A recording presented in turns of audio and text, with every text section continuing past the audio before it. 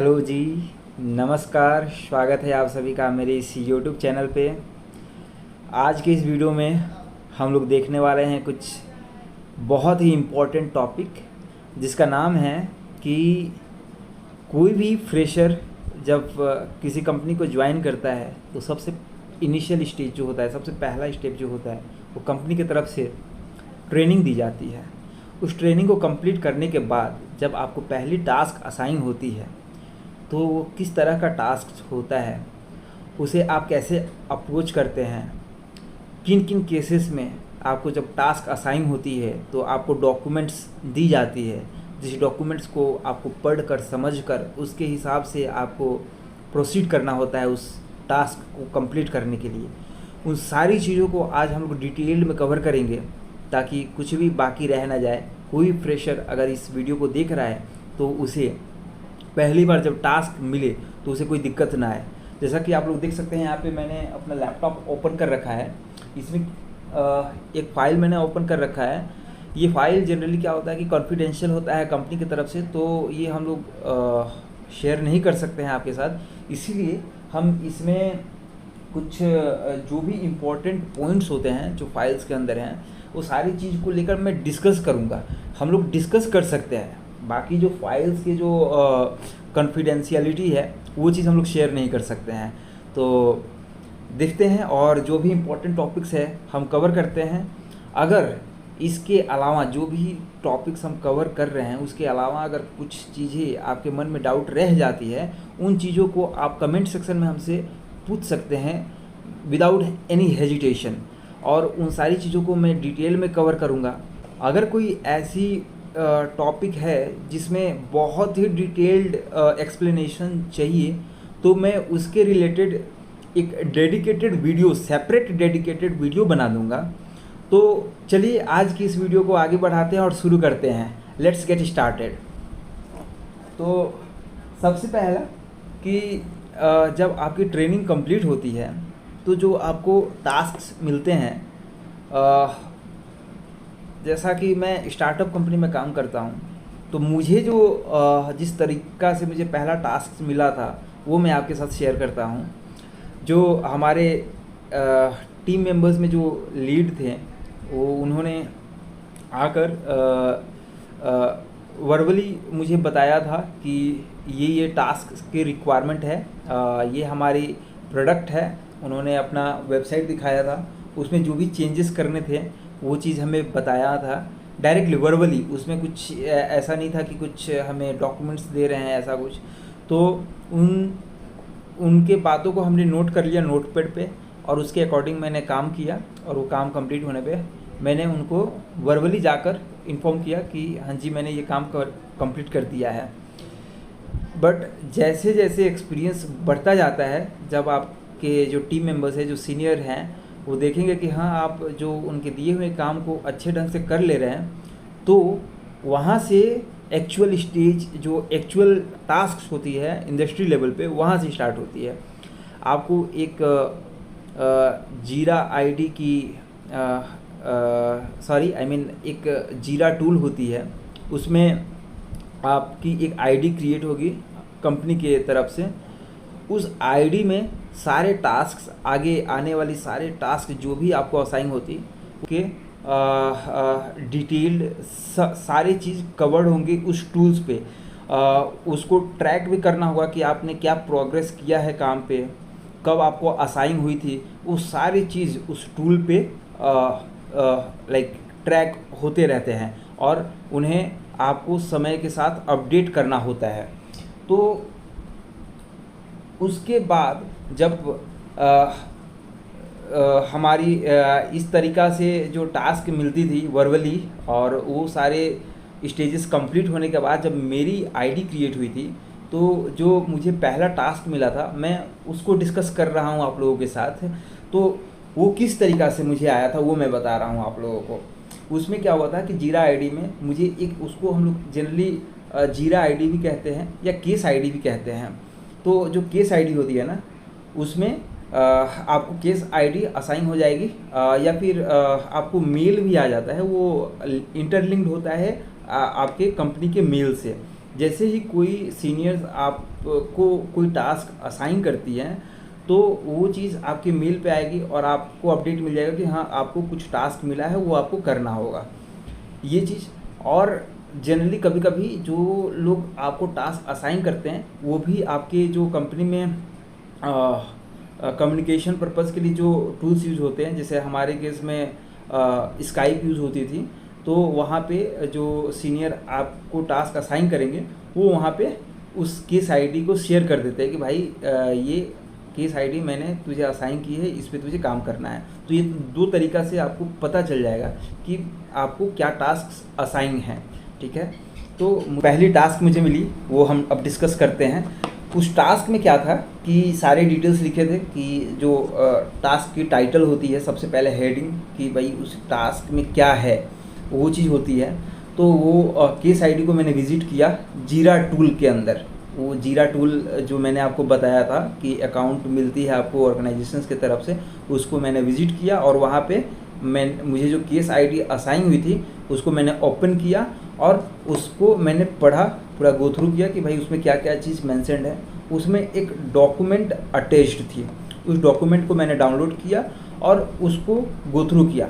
उस डॉक्यूमेंट में क्या क्या थी वो चीज़ मैं आप लोगों को बताता हूँ यहाँ से देख देख कर। तो देखिए जो डॉक्यूमेंट था उसमें सबसे पहली चीज़ थी ऑब्जेक्टिव। यस, जो ऑब्जेक्टिव थी उसमें कि एक्चुअल काम जो है वो क्या है, रिक्वायरमेंट क्या है, वो चीज़ कवर्ड होती है। तो मेरे केस में मैं आपको ओवरव्यू हिंट दे रहा हूँ कि किस तरह का ऑब्जेक्टिव था। उसमें क्या था ना कि एक व्यू एंड एडिट ऑप्शन, एक लाइन लेबल हमें एक फील्ड ऐड करनी थी। लाइक वहाँ पे पहले से 5 फील्ड्स थी, उसमें हमें और एक फील्ड ऐड करनी थी, ये हमारी रिक्वायरमेंट थी। उसके बाद में जो इसमें डिटेल होती है ना, वो होती है रिक्वेस्टेड बाय या क्लाइंट, कि जो आपको टास्क मिली है वो किस क्लाइंट ने रिक्वेस्ट की है। इसको थोड़ा सा मैं आपको एलाबोरेट करना चाहता हूँ, आपको समझाना चाहता हूँ कि देखिए जो मेरी कंपनी थी ना, उनका खुद का एक प्रोडक्ट था, राइट। अब वो एक सैस बेस्ड प्रोडक्ट था। सैस आप लोग जैसे जानते होंगे, सॉफ्टवेयर एज ए सर्विस। तो इनका जो सॉफ्टवेयर था ना, वो एज ए सर्विस कस्टमर्स को देते हैं, ठीक है। तो देयर आर मल्टीपल क्लाइंट्स इस कंपनी के, तो मल्टीपल क्लाइंट्स हैं। तो उसमें मान लीजिए कि बहुत सारे क्लाइंट्स हैं, तो वही चीज़ इसमें कवर किया हुआ है कि रिक्वेस्टेड बाय क्लाइंट, क्लाइंट का नाम कि कौन से क्लाइंट ने ये रिक्वेस्ट किया है कि भाई ये आपका जो प्रोडक्ट है इसमें हमें और एक फीचर चाहिए। तो जनरली हम लोग इसे ये भी कहते हैं कि एक एनहांसमेंट टिकट आया है हमारे पास। जैसे हम एक डेवलपर थे तो मेरे पास ये टिकट आया था, तो हम इसे कहेंगे कि एक एनहांसमेंट टिकट मुझे असाइन हुई है। ओके, तो ये थी क्लाइंट, रिक्वेस्टेड बाय या क्लाइंट नेम। उसके बाद जो इसमें फिल होती है वो आईडी होती है। ये आईडी वही है जो हम आपको थोड़ी देर पहले बताए थे, केस आईडी। जब आपको कोई टास्क असाइन हुई, आपने उस टास्क को कंप्लीट कर दिया और फ्यूचर में अगर इन केस उस केस आईडी से कुछ इश्यूज जनरेट हो रही हैं तो आपको ये केस आईडी ज़रूरत पड़ती है। उस समय हम लोग केस आईडी हमें पता चलता है कि इस केस आईडी पे किसने काम किया था, उस बंदे को पकड़ा जाता है कि भाई तुमने ये काम किया है और इसमें ये इशू आ रहे हैं, इसको फिक्स करो दोबारा। तो इसलिए केस आईडी दी जाती है। और भी बहुत लाइक एक तरह से हम लोग कहें कि केस आईडी बहुत ही इम्पोर्टेंट फील्ड है इस डॉक्यूमेंट के। तो सिर्फ इसी के लिए नहीं, बहुत सारे रीजंस होते हैं इस आईडी के, बहुत पर्पस के लिए हम लोग यूज़ करते हैं इस आईडी को।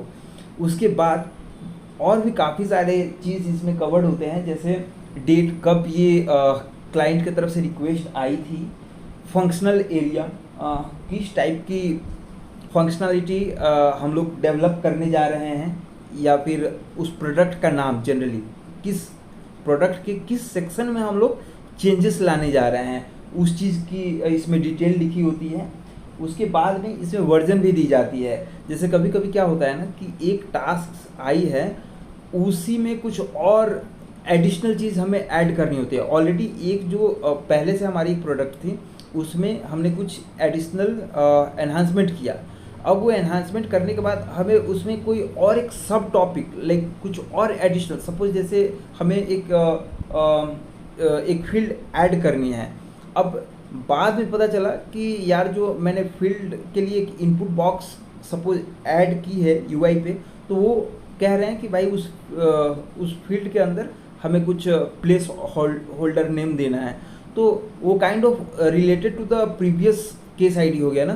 तो उसके लिए ये वर्जन्स होते हैं कि ये पहली वर्जन है या पहले ऑलरेडी इस वर्जन पे काम हो चुका है और उस पर हम लोग कुछ मॉडिफिकेशन कर रहे हैं, तो इसलिए ये वर्जन आईडी होती है। उसके बाद इसमें और कुछ जनरल चीज़ें होती हैं, जैसे अप्रूव्ड बाय, अप्रूव्ड डेट। तो क्या होता है ना कि जब क्लाइंट कुछ रिक्वायरमेंट लाती है तो वो डिस्कस होती है प्रोडक्ट टीम के साथ, लाइक प्रोडक्ट के जो हेड हैं उनके साथ डिस्कस होती है।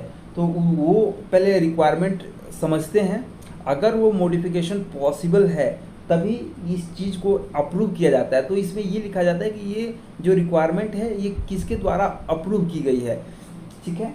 तो इसके बाद जो है इसमें हम लोग और क्या क्या चीज़ है वो हम कवर कर लेते हैं। तो जैसा कि हमने डिस्क्रिप्शन बता ही दिया, ऑब्जेक्टिव क्या है इस केस आईडी का या जीरा आईडी का। बिजनेस रिक्वायरमेंट मैंने बता ही दिया कि जब बिजनेस रिक्वायरमेंट जो होती है वो कैसे डील होती है, कौन डिस्कस करता है, जो हमारे टीम के अंदर जो प्रोडक्ट को देखते हैं वो जो क्लाइंट से बात करते हैं वो रिक्वायरमेंट को समझते हैं, सुनते हैं, और वो जब उनको लगता है कि हाँ ये जो रिक्वायरमेंट आई है अगर इनको हम लोग डेवलप कर सकते हैं, पॉसिबिलिटीज़ हैं, कोई दिक्कत नहीं आएगी, तो वे लोग उसको अप्रूव करते हैं। ये चीज़ हमने डिस्कस कर लिया है। इसके बाद जो चीज़ है इसमें क्या है कि कुछ टेक्निकल नोट्स होते हैं कि कैसे क्या करना है। इसमें जैसे लिखा है, मैं पढ़कर बताता हूँ आपको। Like this would be added by developer post development is done. This would includes tables, code lookup, param codes etc. related to this change. This should define solution architect of this change and it would be helpful to BA QA to implement the change for testing. यहाँ पे BA represent कर रहा है business analyst, okay. तो ये सारी चीज़ें documents के पार्ट थे। इसके बाद जो हम लोग आगे डिस्कस करने वाले हैं कि जब ये टास्क आपको समझ आ गई आप प्रोसीड कैसे करेंगे, ओके। तो आपको टास्क समझ में आ गई है। अब सपोज़ आपने अपना काम इनिशिएट करना है पहले, तो आप डायरेक्टली अब अपने कोड बेस पे जाकर कोड लिखना स्टार्ट नहीं करोगे। जो आपकी पहली स्टेप होगी वो क्या होगी कि जीरा आईडी जो आपको मिली है और जीरा अकाउंट जो आपकी है उसमें आप जाएंगे और उस जीरा आईडी को सर्च करेंगे, तो वहाँ पे आपको सारी डिटेल्स दिख जाएगी कि ये टास्क है और ये टास्क आपको असाइन हो चुकी है, ठीक है। तो वहाँ पे आपको एक ऑप्शन मिलती है कि जैसे जब आपको टास्क असाइन होती है ना तो वो बैकलॉग में रहती है, ओके। जब आप उस पर काम करना स्टार्ट करते हो तो उसको आपको अपडेट करना होता है। जब आप कोड करने जा रहे हो उसके पहले आपको पहले अपने अकाउंट पे जाके उस जीरा आईडी को अपडेट करना होगा। कैसे अपडेट करोगे, वहाँ पे ऑप्शंस होते हैं कि इन डेवलपमेंट, आप जब काम करने जा रहे हो तो उसको पहले आप उसके स्टेटस को चेंज करोगे कि इन प्रोग्रेस, इन डेवलपमेंट, इस कई तरह के स्टेजेस होते हैं। तो अगर आपको टास्क समझ में आ चुका है तो आप इन प्रोग्रेस कर दोगे। अब आप काम करने जा रहे हो उस टास्क पे तो आप उसे इन डेवलपमेंट में कर दोगे और उसके बाद आप अपना कोड लिखना स्टार्ट करोगे। तो ये सारी चीज़ें हो गई कोड करने के पहले की सारी चीज़ें, ओके। अब जैसे ही आपने काम करना स्टार्ट किया, आपने अपना जो काम है अपने एंड से अपने कम्प्लीटली उसको कंप्लीट कर दिया और उसको टेस्ट भी कर लिया कि whether that functionality is working fine और नॉट। तब उसके बाद आती है कुछ स्किल्स, कुछ टूल्स जिन्हें आपको यूज़ करने होते हैं। पर्टिकुलरली इस कंपनी में जब हम काम कर रहे थे तो इसमें हम SVN टूल यूज़ करते थे, ठीक है। तो SVN टूल क्यों यूज़ करते हैं हम लोग, ये एक्चुअली एक वर्जनिंग टूल है। वर्जनिंग टूल का मतलब ये होता है कि जब आप एक कोड को लिखे हो तो उसे आपको जैसे आप जो कोड लिखते हो वो आप मेन जहाँ जो डेप्लॉयमेंट होती है वहाँ पे आप कोड नहीं लिखते हो, ओके। आप कंपनीज में काफ़ी सारी स्टेजेस होती है कि आप जैसे आप एक फ्रेशर हो तो आप एक कोई चेंज कर रहे हो तो वो कोड पहले रिव्यू होती है सीनियर की तरफ से, तो काफ़ी सारे स्टेजेस होते हैं। वो सारी चीज़ें हम दूसरी वीडियो में कवर कर देंगे इफ़ रिक्वायर्ड। तो अभी हम जस्ट ओवरव्यू बात करते हैं कि जब आपकी कोड कंप्लीट हो गई तो उसे अब आपको लाइक मेन ब्रांच पे भेजना है और उसे मर्ज करना है ताकि डिप्लॉय आप लोग कर सकते हैं अपने कोड को और वो लाइक वर्किंग एनवायरनमेंट में चली जाए कोड आपकी। तो आप अपने कोड को कमिट करते हो यूजिंग सम टूल्स, टोर्टवेज गिट और भी काफ़ी सारी चीज़ें होती हैं। तो यहाँ पे आप टोर्टवेज गिट यूज़ कर सकते हो, हम लोग वही यूज़ किए थे। और उसमें क्या होता है कि आप जब आप कोड पुश करने जाते हो तो आपने कोड कमिट कर दिया और अपने सीनियर को रिक्वेस्ट कर दिया कि भाई मैंने ये कोड कंप्लीट कर दिया है, तो वो अपने एंड से रिव्यू करते हैं उसे। एक बार रिव्यू कर दिया, रिव्यू डन हो जाएंगी, तो अगर आपके सीनियर की तरफ से पास हो गया कि हाँ भाई कोड सही चल रहा है, तो जनरली ये अब इसके बाद जो स्टेजेस होती है ना वो कंपनी टू कंपनी डिफर हो सकती है। तो हमारे केस में क्या था वो हम बताते हैं। तो जब आपकी कोड रिव्यू हो गई, कोड सही चल रही है ना, तो आपकी कोड जाती है QA के पास, ठीक है। वहाँ पे वो लोग टेस्टिंग करते हैं। तो एक डेवलपमेंट में जो टेस्टिंग होती है ना, वो आप क्या करते हो कि जो आपको रिक्वायरमेंट आया है उसके बेसिस पे आप टेस्ट करते हो कि वो फंक्शनलिटी काम कर रही है कि नहीं, ओके। जब वो फंक्शनलिटी काम करती है तो आप पुश कर देते हो कोड को। बट जो QA होती है ना वो टेस्ट करेगी अदर पैरामीटर्स को भी लेके, इन द सेंस लाइक कि जब आपने कुछ कोड पुश कर दिया तो उसमें वो लोग चेक करेंगे कि क्या उस कोड के चेंजेस से बाकी दूसरी फंक्शनलिटीज़ इम्पैक्ट हो तो नहीं रही है कहीं, वो सारी चीज़ें QA देखती है, ओके। अगर ऐसा होता है तो वो लोग फिर से आपके कोड को रिवॉर्ड बैक करेंगे और उसको आप लोग वो QA जो मेंबर होंगे वो आपको डिटेल में बताएंगे कि भाई ये कोड से ये इश्यूज़ आ रहे हैं, तो फिर से आपको उसको फिक्स करना होता है। ये प्रोसेस होती है। अगर केसेस सारे पास हो गए QA की तरफ से तो आपकी कोड डिप्लॉयमेंट की तरफ चली जाती हैं। और एज एन लाइक हमारे कंपनी में तो फिर वो डिप्लॉयमेंट के लिए अलग टीम थी, डेवऑप्स टीम, वो लोग डिप्लॉय वगैरह कर देते थे। तो इस तरीक़ा से सारी चीज़ें कवर होती थी। जब आपकी कोड एक बार QA की तरफ से पास हो जाती है ना, तो लाइक उस आई मीन जब आपने QA के पास भेजा अपने कोड को, तो उसी समय आपको फिर से जीरा टूल पे जाके अपने जो स्टेटस है ना उसको अपडेट करना होता है। उसमें एक ये भी ऑप्शन होता है जैसे कोड रिव्यू, ठीक है। तो जब आपके सीनियर आपके कोड को रिव्यू कर लेंगे ना तो वो अपडेट कर देते हैं कि कोड रिव्यू डन, ओके। और वो अगर भेजते हैं आपके कोड को या फिर आप खुद से अगर कोड को भेजते हैं QA के पास, तो आप उसमें फिर से एक बार अपडेट करेंगे कि इन QA स्टेटस को आपको अपडेट करना होगा। उसके बाद का जो प्रोसेस है वो QA हैंडल कर सकता है। जब QA की तरफ से पास हो जाएगा तो QA फर्दर उसको अपडेट करेगा। और उसके बाद भी जब सारे स्टेजेस लाइक कंप्लीट हो जाती है कि हाँ आपके कोड सही चल रहे हैं, तो आप उस टिकट को क्लोज़ कर सकते हैं, ओके। जब आपकी टिकट क्लोज़ हो चुकी तो अगर इन केस जब लाइव प्रोडक्शन हो चुकी है आपकी कोड की, उसके बाद कुछ इश्यूज़ आते हैं, तो उसके बाद में फिर क्लाइंट उस टिकट को फिर से रीओपन कर सकता है। अगर इन केस उस कोड से कोई दिक्कत आई तो फिर से उस टिकट को ओपन किया जाता है। रेयरली होता है क्योंकि 2-3 स्टेजेस में अगर आपकी कोड रिव्यू होकर जाती है तो ऐसे इशूज़ बहुत कम आते हैं। अगर इन केस होता है तो टिकट रीओपन हो जाती है या फिर दूसरी केस ID फिर से जनरेट की जाती है और उस पर फिर से काम किया जाता है।